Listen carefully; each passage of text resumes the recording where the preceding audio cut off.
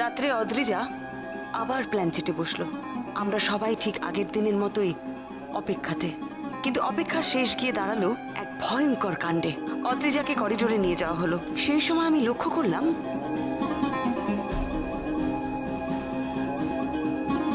এতটা গভীর, এর মধ্যে ঘরটা নেই তো আবার? এখান থেকে বোঝা যাচ্ছে না। দূর, এভাবে হবে না, আমাকে নিচে যেতে হবে। মানে একে তুমি শাড়িটাকে খুঁজছো কেন? তুমি তুমি নিচে যাবে নাকি? হ্যাঁ,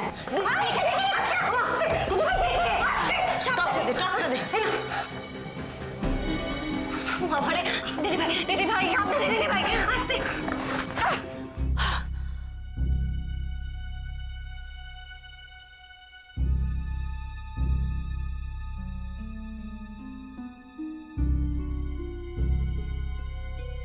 দিদি ভাই, দিদি ভাই,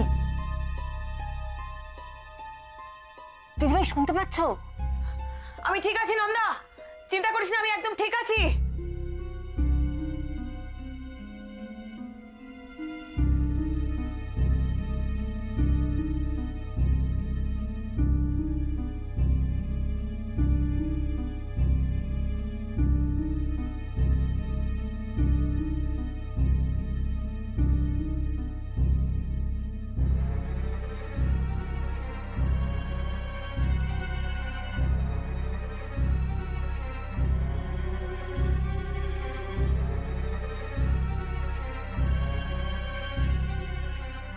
দিদি ভাই, কেউ আছে?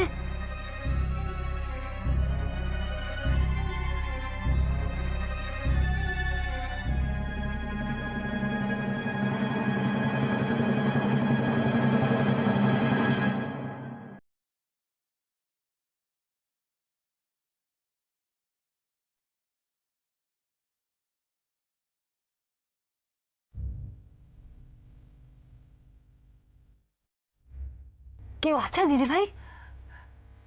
কি গো, কাউকে দেখতে পাচ্ছি না রে।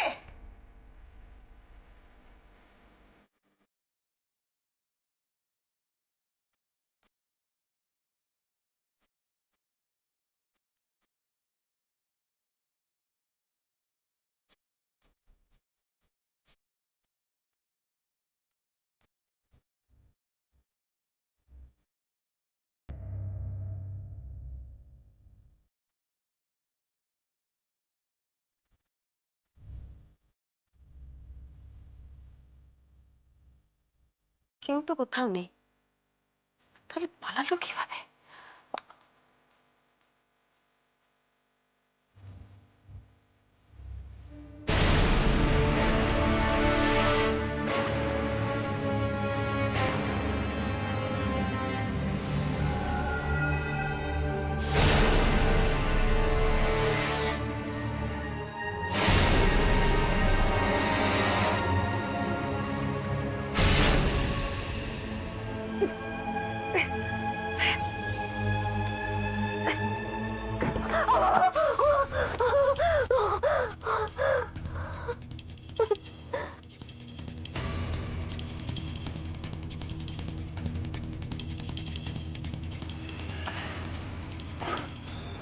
দাঁড়ান, আমি দেখছি।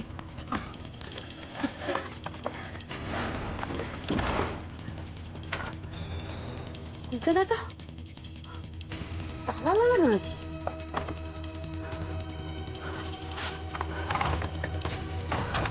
দিদি ভাই, দিদি ভাই, দিদি ভাই, এখানে একটা দরজা আছে। আচ্ছা, দিদি ভাই, দিদি ভাই, বাইরে থেকে তালা দেওয়া। তুমি চলে এসো পরে।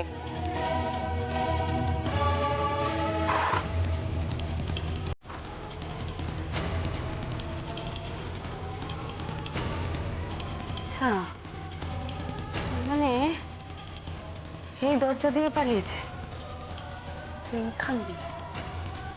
এইখানটা দিয়ে গজালটাকে উপরে গেঁথে দিয়েছে। কি সাংঘাতিক!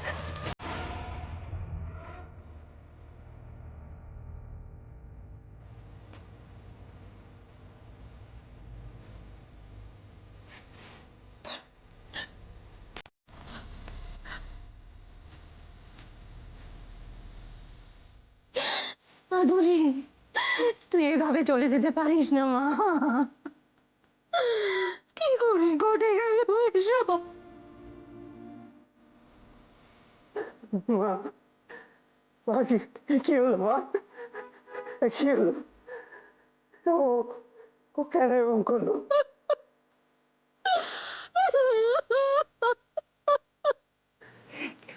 কি করে হলো মা? কে করলে ও? কি করে হলো এটা?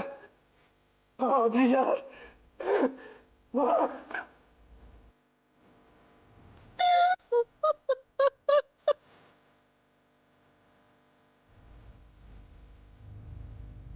কি দেখছো? কি দেখছো তুমি? বলো কেন এসব হলো?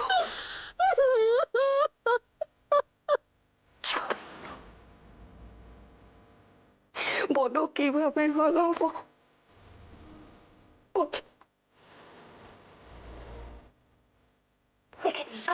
আস্তে আস্তে।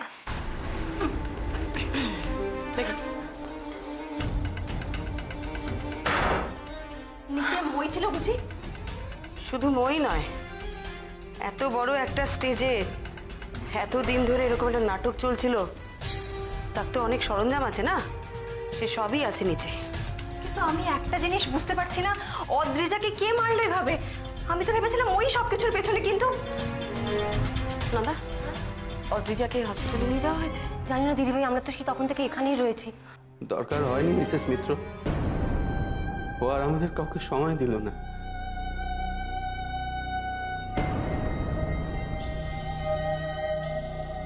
মানে? অদ্রিজা আর নেই।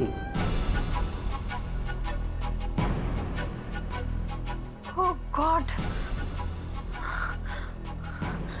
নন্দা, অরূপকে ফোন করতে হবে এক্ষুনি।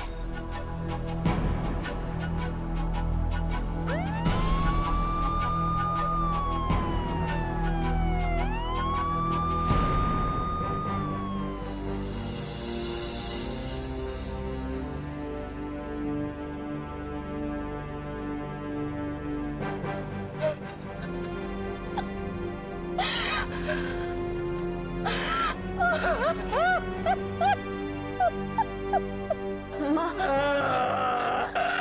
মা নিজেকে একটু সামলাও মা। মা একটু শান্ত হও মা। কেন চলে গেলি মা এভাবে? মা,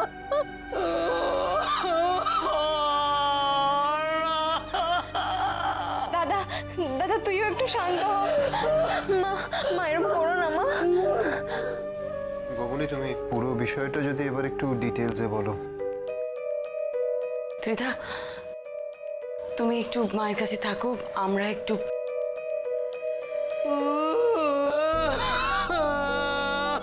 চল এবার আসল জায়গাটা দেখবি, চল। আয় নন্দা।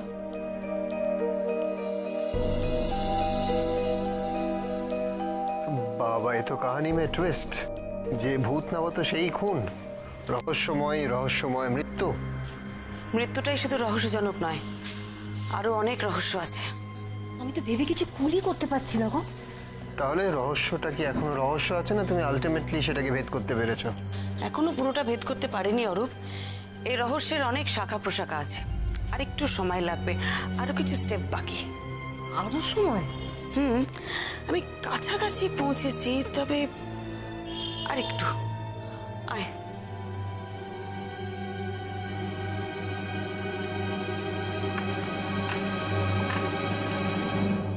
আয় আয় অরূপ, এই যে এই হলো সেই প্ল্যানচেট রুম। বাবা, এত অন্ধকার কেন গো? এ তো কি মানে জানলা টানলা নেই নাকি?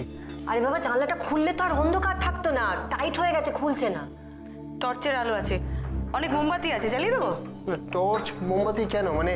আর জানলা টাইট কেন মানে? জানলা কি খোলা যায় না, খোলা হয় না কি? আরে বাবা, জানলা খুললে আলো আসলে ক্রাইম হবে কি করে? ক্রাইম তো অন্ধকারেই হয়, বুঝতে পারিস না? ওই দেখ, ওখানে একটা জানলা আছে, আমি প্রচুর খোলার চেষ্টা করেছি, খুলতেই পারিনি। তুই একবার চেষ্টা করে দেখ না, দিব্যি তো মাস্টার বানিয়েছিস, গায়ের জুড়ে যদি খুলতে পারিস। এনে। দাও টর্চটা দাও। যা।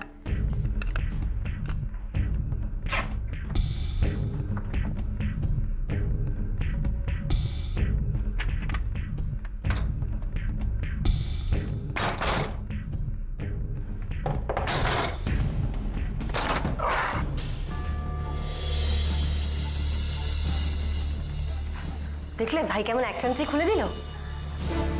অরূপ এদিকে আয়। এই দেখ, এই গজালটা দেখ, এইটাই অদ্রিজার পেটে ঢুকেছে। তবে তো এখনো রক্ত শুকিয়ে আছে এখানে। আর যতদূর সম্ভব স্টেজের তলা দিয়ে গাঁথা হয়েছে। ঠিক বলেছিস। এই পাটাতন দুটো দেখ, এর মাঝখান থেকে গজালটাকে নিচ থেকে পুশ করা হয়েছে। আর এমন সময় করা হয়েছে ঠিক যখন অদ্রিজা ওই রথিনবাবু আসুন রথিনবাবু আসুন বলতে বলতে মানে প্ল্যানচেটের একদম লাস্ট স্টেজে মাটিতে লুটিয়ে পড়ে, সেই সময় গজালটাকে নিচ থেকে পুশ করা হয়েছে আর সোজা ওর পেটে ঢুকে গেছে। ভাবতে পারবি না ভাই, চোখের সামনে একেবারে। গজালটার পেটে ঢুকে গেল, ও চেঁচালো না? আর তোমাদের বুঝতে তো সময় লাগলো কেন? সত্যি এটা একটা অদ্ভুত ব্যাপার অরূপ। মেয়েটার পেটে এত বড় একটা গজাল ঢুকে গেল আর ও চিৎকার করলো না একটু? আমার কি মনে হয় জানিস, ও তো ওই সমানে বলছিল যে রতিনবাবু আসুন রতিনবাবু আসুন, সমানে ওইটা বলে বলে ডাকছিল। আমাদের কানে বোধহয় ওই ডাকটাই ঘুরছিল। অনেক সময় হয় না, ওই একটা কথা শুনতে শুনতে কানটা কিরকম ঝিম ধরে যায়, হয়তো আমাদের সেরকমই হয়েছিল। মেয়েটা হয়তো চিৎকার করেছিল, আমরা বুঝতেই পারিনি। হ্যাঁ ভাই, দিদিভাই একদম ঠিক বলেছে।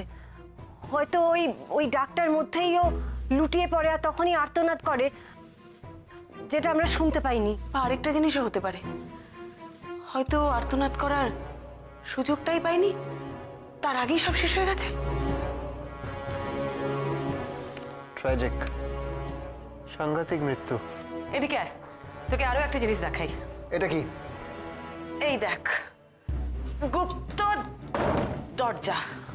কেন?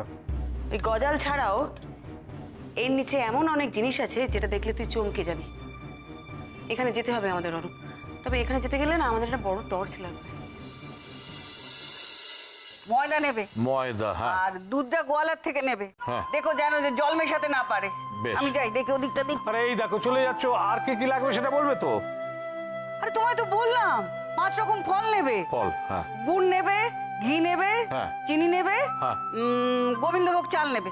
ঠিক আছে। বেশি করে নেবে, বারবার বলছি। হ্যাঁ হ্যাঁ বাবা, ঠিক আছে ঠিক আছে। বাবা, এ তো যোগী বাড়ির বাজার আনতে বলছে মা। কেসটা কি রে? আরে বাবা লিখে নিচ্ছি। এত কাজ না সত্যি, আমি যে কি করি। হ্যাঁ, বলছি এত কিছু অর্ডার দিচ্ছ আনতে, কোনো স্পেশাল অকেশন নাকি? আরে সব নিরামিষ আইটেম আসছে, বুঝতে পেরেছিস? তার মানে কোনো হোলি ইভেন্ট, তাই না? আরে বাবা না, সত্যনারায়ণ সিন্নি দেবো। ঠাকুরমশাইকে আমি সকালবেলা খবর পাঠিয়ে দিয়েছি। বাবা এত কিছু করে ফেললো, কই আমরা তো কোনো খবর পেলাম না। আরে দাঁড়া দাঁড়া দাঁড়া। আচ্ছা বাবা, আমি যতদূর জানি সত্যনারায়ণ সিন্নি তো কোনো মনোবাঞ্ছা পূর্ণ হলে দেয়, তাই না? তো সে তো হয়েইছে। আজকে ঘরের বউরা ঘরে ফিরছে না। তুমি তো দিনকে দিন শাশুড়ি নাম্বার 1-এ পরিণত হচ্ছে দেখতে পাচ্ছি। হ্যাঁ, বৌমারা ফিরে আসছে বলে তুমি সত্যনারায়ণ পুজো দিচ্ছ। এতে দেখছি মায়ের চেয়ে মাসির দরদ বেশি, ছেলেদের চেয়ে বৌমাদের দর বেশি। আচ্ছা সিন্নি দেবো, তার আবার উপলক্ষ কিসের রে? তোরা না। দাঁড়াও দাঁড়াও মা, এড়িয়ে যেও না। আমিও তো ট্যুরে যাই, বেশ কিছুদিন পর বাড়ি ফিরি, তখন হয় সত্যনারায়ণ পুজো। একদম কিচ্ছু হয় না। আচ্ছা আমাদের না তুমি কম ভালোবাসো, কিন্তু বর্দা বর্দা তো লম্বা লম্বা ট্যুর করে বাড়ি ফেরে, তখন করো। তোরা তো হিসুকুটে হয়েছিস কেন বলতো? আরে বাবা, 2 বউ বাড়ি ফিরছে এই জন্যে তো। হ্যাঁ, ওমা তারা আজকে ফিরছে নাকি? হ্যাঁ, আপনি জানেন না, ওরা দুজনেই ফিরছে, বোধহয় সকালবেলায় ফিরবে। এই তো বড় মা, আমি না কান শুনতে ধান শুনি। তো তুমি যে বললে বোধ হয়, তো বোধ হয় মানে যে ফিরবেই তা তো নয়। এক্স্যাক্টলি। তাছাড়া কেস সলভ না করে বাড়ি ফিরে আসাটা একদম ঠিক না। হ্যাঁ। হ্যাঁ মা, একটা মানিজ্যতেরও তো ব্যাপার আছে নাকি? আচ্ছা তুমি চুপ করে বসে আছো কেন বলো তো? কি করছো কি বসে বসে? ও দেখছো তো ওরা চায় না ওরা তাড়াতাড়ি ফিরে আসুক। হ্যাঁ, ওরে বাবা তা নয়, ওরা শুধু। ঠিক আছে ঠিক আছে, ওদের হয়ে কথা বলো না তো, আমি সব বুঝতে পেরেছি, সব বুঝতে তুমি পেরেছি। এত চটে যাচ্ছ কেন? তুমি তো বলেছো যে কোয়েলরা যেখানে যায় খুন যখন পিছু নেয়, হ্যাঁ, ধরো বাবা, সেখানে সেরকম কিছু ঘটেছে। মা আপনি এসব বলবেন না তো, মুখের কথা ফলে যায়। এখন ভালো ভালো আমার 2টো বউ বাড়ি ফিরলে হয়। জয় মা, জয় মা। সত্যি তো এরকম কিছু হয়নি তো? পুলিশ তো সকাল থেকেই বাড়িতে নেই, কোথায় গেল? ভোর হওয়ার আগেই বেরিয়ে গেল। আয় নন্দা, হ্যাঁ সাবধান, আস্তে, আরেকটা সিঁড়ি আছে। আস্তে, হ্যাঁ, আয় আয় অরূপ, দেখিস দেখিস, আস্তে, এই দেখ, দেখছিস এইখানটা দিয়ে গজালটা উপর দিকে পোতা হয়েছে। কিন্তু পালালো কোথা থেকে? এই যে এদিকে দেখ, এখানে একটা দরজা আছে, এই সিঁড়িটাকে ব্যবহার করে এই দরজা দিয়ে পালিয়েছে। এখানে একটা দরজা।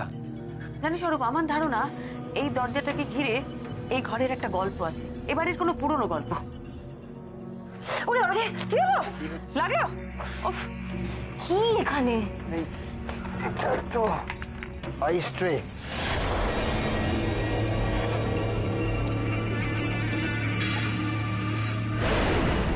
আর এইটা হচ্ছে ফগ মেশিন।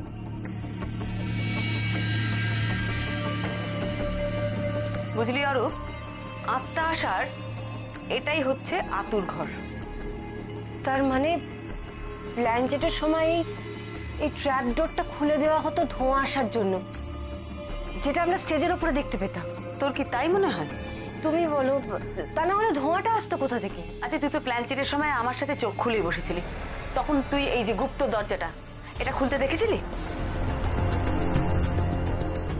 না না, সেটা তো দেখিনি। তাহলে? আরে ওর ভেতরে যে ফুটোগুলো আছে সেটার কথা তুই কেন ভুলে যাচ্ছিস? এই তুই বৌমনির অ্যাসিস্ট্যান্ট, এত তাড়াতাড়ি সব ভুলে গেলি? চুপ কর তো। এই প্ল্যানচেট রুমে যা কিছু করা হয়েছে না অরূপ, সব কিছু খুব প্ল্যান করে করা হয়েছে। এই তক্তাগুলো দেখ, এগুলো, এই যে যে গুপ্ত দরজাটা তার চারিপাশে, এগুলো সব কিন্তু যারা প্ল্যানচেটটা প্ল্যান করেছে তারা লাগিয়েছে এই গুপ্ত দরজাটা তৈরি করার জন্য। আর এখানে যে তক্তাগুলো ছিল সেগুলো হচ্ছে আসলে এগুলো এগুলো এখানকার তক্তা, এগুলোকে পাল্টে এই সমস্ত নতুন তক্তাগুলো লাগিয়েছে, বুঝেছিস? ব্রিলিয়ান্ট। প্ল্যানচেটের নাটকটা যবে থেকে শুরু হয়েছে তবে থেকে এই পুরনো তক্তাগুলো এখানেই পড়ে আছে। এই নতুন তক্তাগুলো যে এখানে লাগানো হয়েছে সেটা কিন্তু এ বাড়িতে কেউ জানেই না, কারণ এদিকে তো খুব একটা কেউ আসেই না, ঘরেই কেউ আসে না। তারপর আমরা এলাম এ বাড়িতে, আমাদের আসার কারণটাও এ বাড়িতে সবাই জানলো। তাতে তাতে আবার কি? তাতে এই বাড়িতে অনেকেই বুঝে গেল যে গোয়েন্দা পরমামিত্র যখন একবার এ বাড়িতে এসেছে তখন সে তো ছাড়বে না, সে তো এই ঘরটা খুব ভালো করে সার্চ করে দেখবে। কি করলো বলতো? এই পুরনো তক্তাগুলো নিয়ে এই জায়গাটায় লাগিয়ে দিল, আর উপরে যে কার্পেটটা ছিল সেটাকেও পাল্টে দিল। ওই যে ওই দেখ, এইটাকে পেতে দিল ওইখানে। তুমি এত কিছু আবিষ্কার করেছো দিদিভাই? গতকাল অদ্রিজাদের ঘর থেকে বেরিয়ে আমি গিয়ে উঠলাম এবারের পেছন দিকের একটা দালানে। সেখানে গিয়ে না আমি একটা খুটখুট আওয়াজ পাচ্ছিলাম।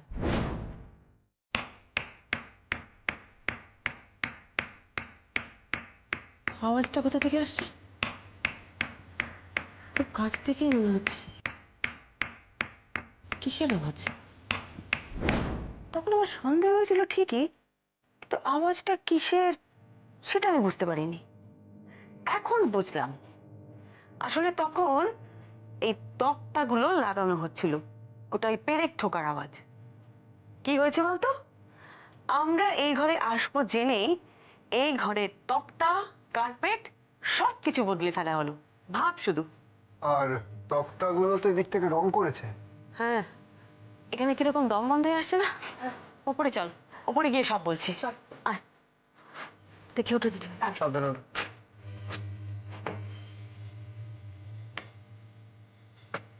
আয় নন্দা। হ্যাঁ,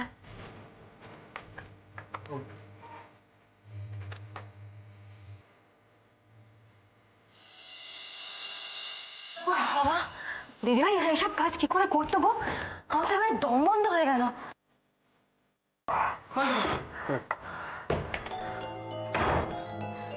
আচ্ছা ভালো করে দেখ, এই নতুন তক্তাগুলোর ফাঁকে ফাঁকে নীল রং করা। কেন বলতো? কেন? কার্পেটের রং নীল, এই ফাঁকেও নীল রং, দুটো রংকে মেলানো হয়েছে। তার মানে এই পাটাতনগুলো নিচে যদি কিছু করা হয় সেটা সহজে ধরা পড়বে না। দুটো রং এক, নীল নীল।